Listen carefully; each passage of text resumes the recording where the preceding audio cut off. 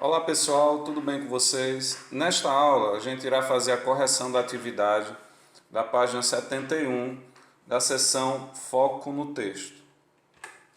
Bom, o texto trabalhado foi esta tirinha, ok?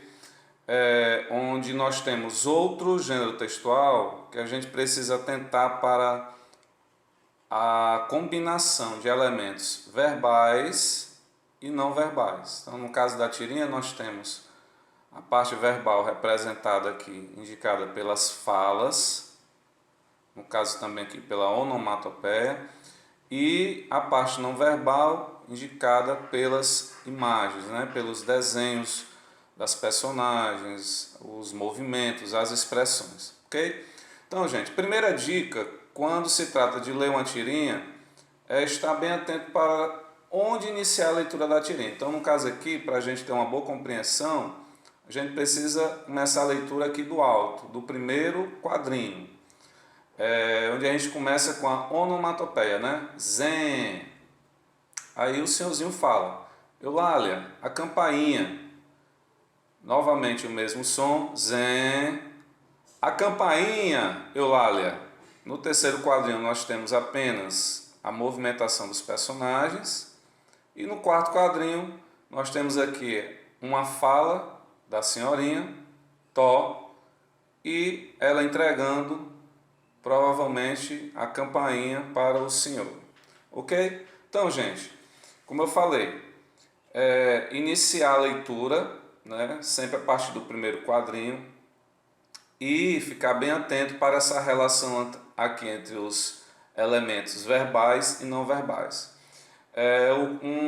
Uma curiosidade dessa tirinha é que ela começa com a onomatopeia. Eu percebi que olhando as atividades, alguns alunos não identificaram. Então, o que seria onomatopeia? Onomatopeia, ela é uma figura de linguagem, né? Ela é um recurso que nós temos na língua, que a gente usa quando a gente precisa reproduzir um som através da escrita. Então, seria a intenção de imitar um som, criar uma palavra para imitar um som. Então, é um recurso bastante usado em gêneros textuais como as tirinhas, né, os quadrinhos em geral, mas também podemos encontrar em outros gêneros como letras de música, anúncios publicitários e outros, ok? Então vamos agora ao nosso gabarito. Primeira questão. Onomatopeia é um recurso de linguagem que consiste na representação gráfica de um som, ou seja, transformar em escrita um som da natureza, né? Um som do cotidiano. Então, letra A. Identifica a onomatopeia empregada na tira. Então, qual seria a nossa onomatopeia aí na tirinha? Né? A que aparece logo no início. Zen. Ok? Letra B. Qual som essa onomatopeia reproduz? Então, o que é que a gente interpreta que seja o som dessa onomatopeia? O som de uma campainha, o som da campainha da casa, né? Segunda questão. A propósito dos 3 primeiros quadrinhos, responda.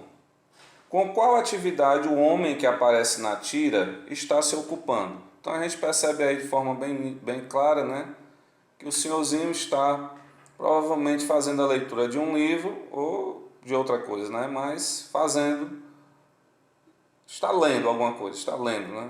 Você poderia ter colocado a leitura de um livro. Letra B. Como está sua expressão facial? Aí entra a questão da interpretação dos elementos não verbais, né? Da linguagem dos quadrinhos, questão da expressão dos personagens, certo? Então, como está a sua expressão facial nos 3 primeiros? Né? Então, nós temos aqui o primeiro quadrinho, o segundo e o terceiro. Então, o que é que indica essa expressão aí? Uma expressão mal-humorada, né? Estressada, ok? Terceira questão, releia as falas do homem. Eulália, a campainha.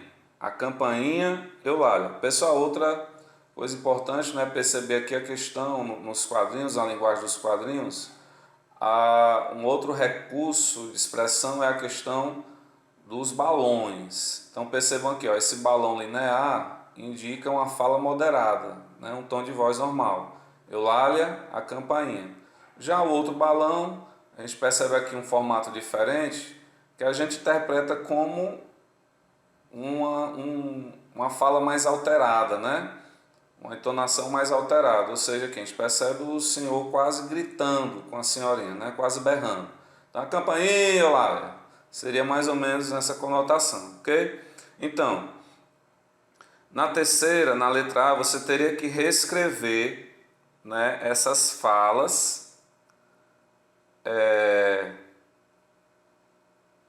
explicitando a intenção do homem, ok? Então, o que o livro não menciona aqui, no texto do livro, é que nessas falas aqui ocorre um outro recurso linguístico, né? Uma outra figura que é a elipse. O que é a elipse? É a omissão de uma palavra. Quando a gente tira uma palavra, mas o leitor ele vai conseguir entender, ele vai conseguir pressupor, né? Aquela palavra que foi omitida.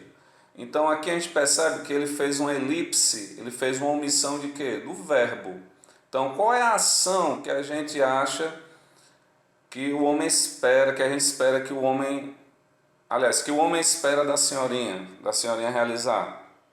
É a ação de atender a campainha, certo? Então como poderia ficar a escrita da fala? Eulália, atenda a campainha, ok? Na letra B, em relação à polidez, isto é, a cortesia, educação, como você avalia essas falas da tia? Né? Então, como a gente avalia essas falas do senhor em relação à senhorinha? Arrogantes, né? Grosseiras, mal educadas, né? E na letra C, o que se espera que a mulher vai fazer quando ela passa ao lado do homem no terceiro quadrinho? Aí é um outro recurso que geralmente as tirinhas trabalham, questão da quebra da expectativa. Então no terceiro quadrinho, pelo andamento aqui da ação, né, dos personagens, a gente espera o que da senhora? Né, ela se movimentando em direção à porta. A gente espera que ela vá atender o pedido do senhor. Mas isso acontece? Não, porque geralmente as tirinhas, para produzir efeito de humor, elas trabalham com esse recurso da quebra de expectativa, ok? Então, o que a gente espera? Que ela vá atender a porta. Mas isso acontece? Não, acontece um fato inusitado, né? A senhorinha, ela arranca, quebra a campainha, arranca e entrega aqui para o senhor. Quarta e última questão, observe o quarto quadrinho. Quadrinho que fecha a sequência. O que a mulher faz? O que a gente acabou de falar. Ela entrega ao homem a campainha que arrancou da parede. Nada delicada, né, a velhinha? E na letra B, o que é que a fisionomia? Quando a gente fala em fisionomia, a gente fala em expressão do rosto, expressão da face. O que é que a fisionomia do Senhor expressa? Que, né, expressa surpresa, né? Com atitude que não era isso que ele esperava da senhorinha.